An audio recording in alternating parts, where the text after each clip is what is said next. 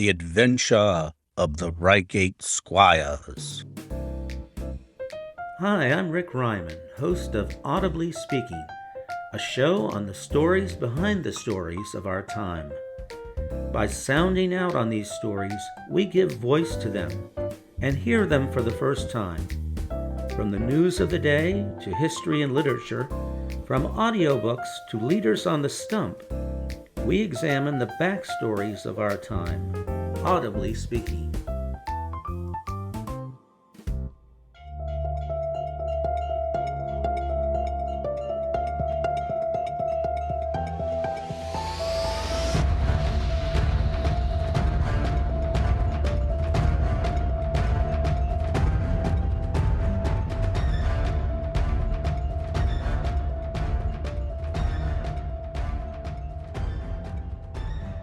It was some time before the health of my friend Mr. Sherlock Holmes recovered from the strain caused by his immense exertions in the spring of '87. The whole question of the Netherlands Sumatra Company and of the colossal schemes of Baron Maupertuis are too recent in the minds of the public, and are too intimately concerned with politics and finance to be fitting subjects for this series of sketches. They led, however, in an indirect fashion to a singular and complex problem which gave my friend an opportunity of demonstrating the value of a fresh weapon among the many with which he waged his lifelong battle against crime. On referring to my notes, I see that it was upon the 14th of April that I received a telegram from Lyon, which informed me that Holmes was lying ill in the Hotel Dulong. Within 24 hours I was in his sick room, and was relieved to find that there was nothing formidable in his symptoms. Even his iron constitution, however, had broken down under the strain of an investigation which had extended over 2 months, during which period he had never worked less than 15 hours a day, and had more than once, as he assured me, kept to his task for 5 days at a stretch. Even the triumphant issue of his labors could not save him from reaction after so terrible an exertion, and at a time when Europe was ringing with his name, and when his room was literally ankle-deep with congratulatory telegrams, I found him a prey to the blackest depression. Even the knowledge that he had succeeded where the police of 3 countries had failed, and that he had outmaneuvered at every point the most accomplished swindler in Europe, was insufficient to rouse him from his nervous prostration. 3 days later we were back in Baker Street together, but it was evident that my friend would be much the better for a change. The thought of a week of springtime in the country was full of attractions to me also. My old friend Colonel Hayter, who had come under my professional care in Afghanistan, had now taken a house near Reigate in Surrey, and had frequently asked me to come down to him upon a visit. On the last occasion he had remarked that if my friend would only come with me, he would be glad to extend his hospitality to him also. A little diplomacy was needed, but when Holmes understood that the establishment was a bachelor one, and that he would be allowed the fullest freedom, he fell in with my plans, and a week after our return from Lyon, we were under the colonel's roof. Hayter was a fine old soldier who had seen much of the world, and he soon found, as I had expected, that Holmes and he had much in common. On the evening of our arrival we were sitting in the colonel's gun-room after dinner, Holmes stretched upon the sofa, while Hayter and I looked over his little armory of firearms.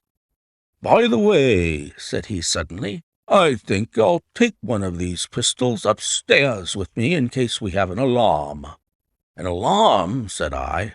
"Yes, we've had a scare in this part lately. Old Acton, who is one of our county magnates, had his house broken into last Monday. No great damage done, but the fellows are still at large." "No clue?" asked Holmes, cocking his eye at the colonel. "None as yet, but the affair is a petty one of our little country crimes, which must seem too small for your attention, Mr. Holmes, after this great international affair." Holmes waved away the compliment, though his smile showed that it had pleased him. "Was there any feature of interest?" "I fancy not. The thieves ransacked the library and got very little for their pains. The whole place was turned upside down, drawers burst open, and presses ransacked, with the result that an odd volume of Pope's Homer, 2 plated candlesticks, an ivory letter-weight, a small oak barometer, and a ball of twine are all that have vanished." "What an extraordinary assortment!" I exclaimed. "Oh, the fellows evidently grabbed hold of everything they could get." Holmes grunted from the sofa. "The county police ought to make something of that," said he. "Why, it is surely obvious that—" But I held up a warning finger. "You are here for a rest, my dear fellow. For heaven's sake, don't get started on a new problem when your nerves are all in shreds." Holmes shrugged his shoulders with a glance of comic resignation towards the colonel, and the talk drifted away into less dangerous channels. It was destined, however, that all my professional caution should be wasted. For next morning the problem obtruded itself upon us in such a way that it was impossible to ignore it, and our country visit took a turn which neither of us could have anticipated. We were at breakfast when the colonel's butler rushed in with all his propriety shaken out of him. "Have you heard the news, sir?" he gasped. "At the Cunningham, sir." "Burglary?" cried the colonel, with his coffee-cup in mid-air. "Murder!" The colonel whistled. "By Jove!" said he. "Who's killed, then? The J.P. or his son?" "Neither, sir. It was William, the coachman, shot through the heart, sir, and never spoke again." "Who shot him, then?" "The burglar, sir. He was off like a shot and got clean away. He just broke in at the pantry window when William came on him and met his end in saving his master's property." "What time?" "It was last night, sir, somewhere about 12. "Ah, then we'll step over afterwards," said the colonel, coolly setting down to his breakfast again. "It's a baddish business," he added when the butler had gone. "He's our leading man about here, is old Cunningham, and a very decent fellow, too. He'll be cut up over this, for the man has been in his service for years, and was a good servant. It's evidently the same villains who broke into Acton's." "And stole that very singular collection?" said Holmes thoughtfully. "Precisely." It may prove the simplest matter in the world, but all the same, at first glance, this is just a little curious, is it not? A gang of burglars acting in the country might be expected to vary the scene of their operations, and not to crack 2 cribs in the same district within a few days. When you spoke last night of taking precautions, I remember that it passed through my mind that this was probably the last parish in England to which the thief or thieves would be likely to turn their attention, which shows that I have still much to learn. "I fancy it's some local practitioner," said the colonel. "In that case, of course, Acton's and Cunningham's are just the places he would go for, since they are far the largest about here." "And richest?" "Well, they ought to be, but they've had a lawsuit for some years which has sucked the blood out of both of them, I fancy. Old Acton has some claim on half Cunningham's estate, and the lawyers have been at it with both hands." "If it's a local villain, there should not be much difficulty in running him down," said Holmes with a yawn. "All right, Watson, I don't intend to meddle." "Inspector Forrester, sir," said the butler, throwing open the door. The official, a smart, keen-faced young fellow, stepped into the room. "Good morning, Colonel," said he. "I hope I don't intrude, but we hear that Mr. Holmes of Baker Street is here." The colonel waved his hand towards my friend, and the inspector bowed. "We thought that perhaps you would care to step across, Mr. Holmes." "The fates are against you, Watson," said he, laughing. "We were chatting about the matter when you came in, Inspector. Perhaps you can let us have a few details." As he leaned back in his chair in the familiar attitude, I knew that the case was hopeless. "We had no clue in the Acton affair, but here we have plenty to go on, and there's no doubt it is the same party in each case. The man was seen." "Ah, yes, sir, but he was off like a deer after the shot that killed poor William Kerwin was fired. Mr. Cunningham saw him from the bedroom window, and Mr. Alec Cunningham saw him from the back passage. It was 11:15 when the alarm broke out. Mr. Cunningham had just got into bed, and Mr. Alec was smoking a pipe in his dressing gown. They both heard William the coachman calling for help, and Mr. Alec ran down to see what was the matter. The back door was open, and as he came to the foot of the stairs, he saw two men wrestling together outside. One of them fired a shot, the other dropped, and the murderer rushed across the garden and over the hedge. Mr. Cunningham, looking out of his bedroom, saw the fellow as he gained the road, but lost sight of him at once. Mr. Alec stopped to see if he could help the dying man, and so the villain got clean away. Beyond the fact that he was a middle-sized man and dressed in some dark stuff, we have no personal clue, but we are making energetic inquiries, and if he is a stranger, we shall soon find him out." "What was this William doing there? Did he say anything before he died?" "Not a word. He lives at the lodge with his mother, and as he was a very faithful fellow, we imagine that he walked up to the house with the intention of seeing that all was right there. Of course, this Acton business has put everyone on their guard. The robber must have just burst open the door, the lock has been forced, when William came upon him."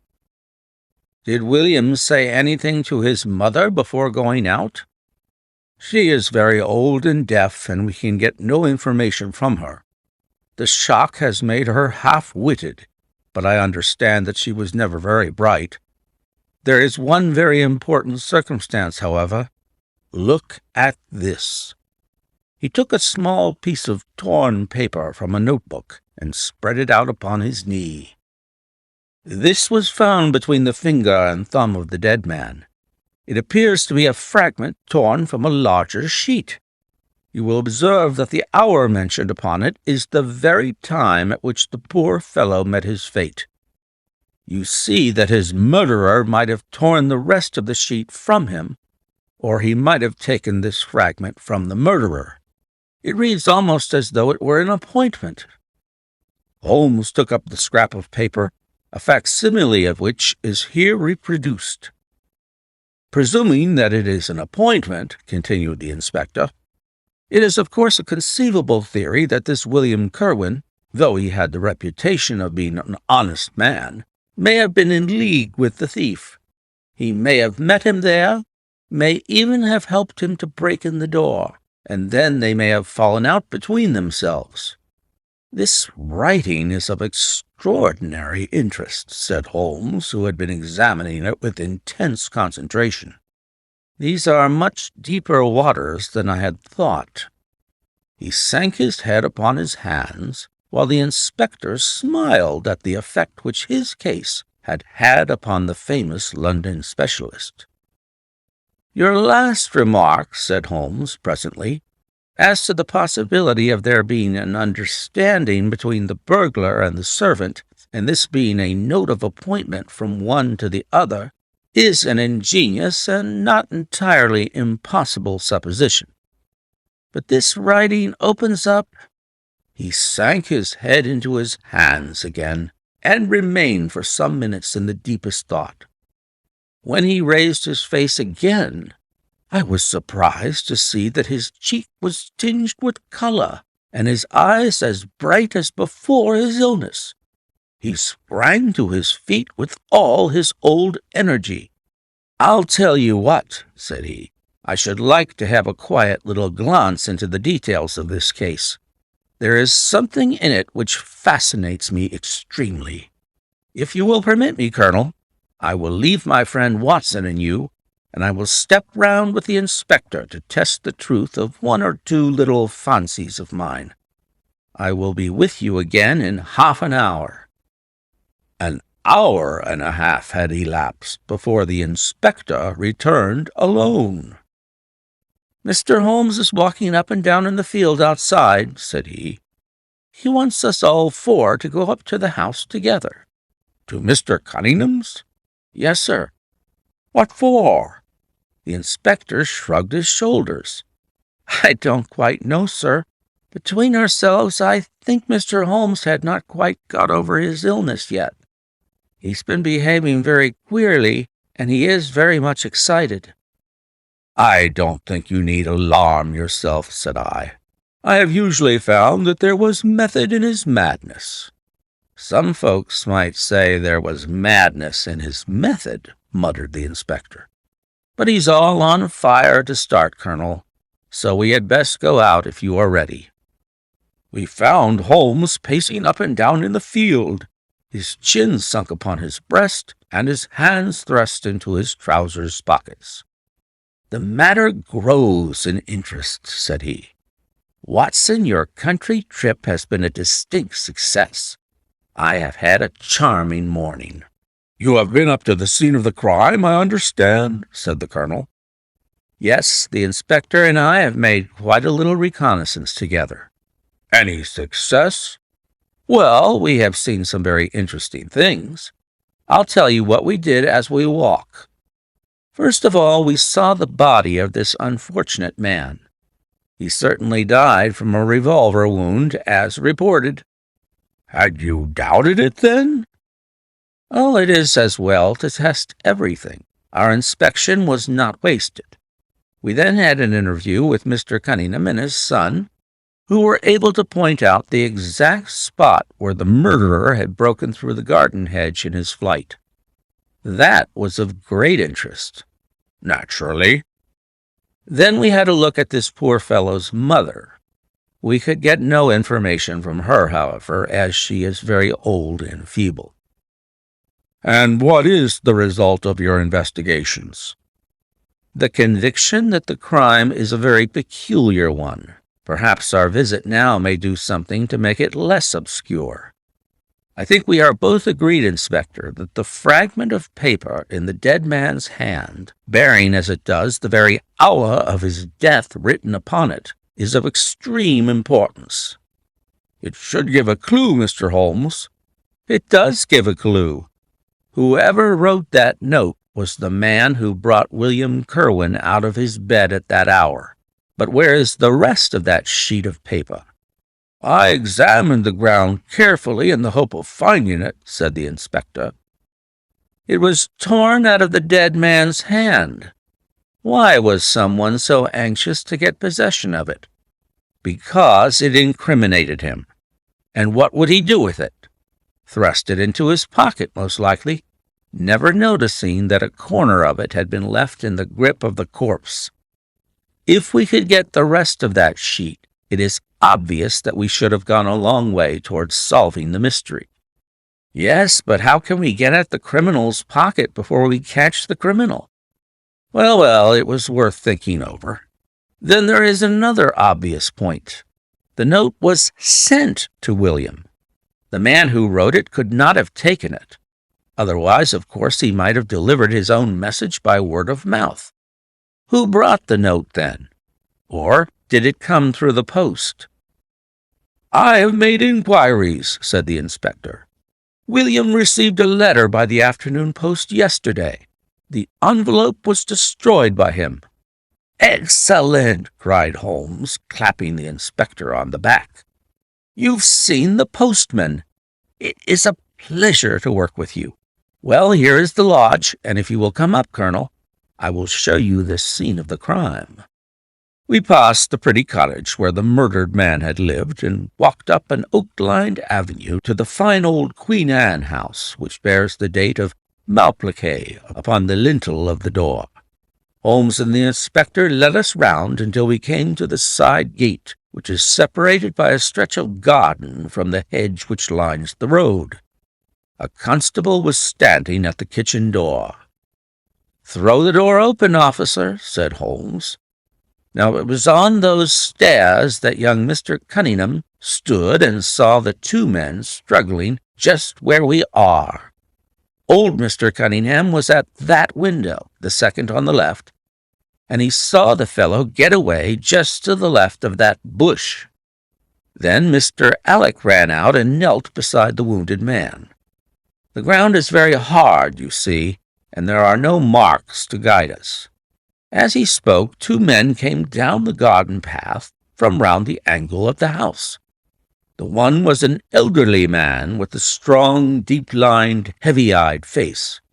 The other a dashing young fellow, whose bright, smiling expression and showy dress were in strange contrast with the business which had brought us there. "Still at it, then?" said he to Holmes. "I thought you Londoners were never at fault. You don't seem to be so very quick after all." "Ah, you must give us a little time," said Holmes good-humoredly. "You'll want it," said young Alec Cunningham. "Why, I don't see that we have any clue at all." "There's only one," answered the inspector. "We thought that if we could only find—" "Good heavens, Mr. Holmes, what is the matter?" My poor friend's face had suddenly assumed the most dreadful expression. His eyes rolled upwards, his features writhed in agony, and with a suppressed groan he dropped on his face upon the ground. Horrified at the suddenness and severity of the attack, we carried him into the kitchen, where he lay back in a large chair and breathed heavily for some minutes. Finally, with a shamefaced apology for his weakness, he rose once more. "Watson would tell you that I have only just recovered from a serious illness," he explained. "I am liable to these sudden nervous attacks." "Shall I send you home in my trap?" asked old Cunningham. "Well, since I am here, there is one point on which I should like to feel sure. We can very easily verify it." "What was it?" "Well, it seems to me that it is just possible that the arrival of this poor fellow William was not before, but after the entrance of the burglar into the house. You appear to take it for granted that although the door was forced, the robber never got in." "I fancy that it is quite obvious," said Mr. Cunningham gravely. "Why, my son Alec had not yet gone to bed, and he would certainly have heard anyone moving about." "Where was he sitting?" "I was smoking in my dressing-room." "Which window is that?" "The last on the left, next my father's." "Both of your lamps were lit, of course?" "Undoubtedly." "There are some very singular points here," said Holmes, smiling. "Is it not extraordinary that a burglar, and a burglar who had some previous experience, should deliberately break into a house at a time when he could see from the lights that two of the family were still afoot?" "He must have been a cool hand." "Well, of course, if the case were not an odd one, we should not have been driven to ask you for an explanation," said Mr. Young Alec. "But as to your ideas that the man had robbed the house before William tackled him, I think it a most absurd notion. Wouldn't we have found the place disarranged and missed the things which he had taken?" "It depends on what the things were," said Holmes. "You must remember that we are dealing with a burglar who is a very peculiar fellow, and who appears to work on lines of his own.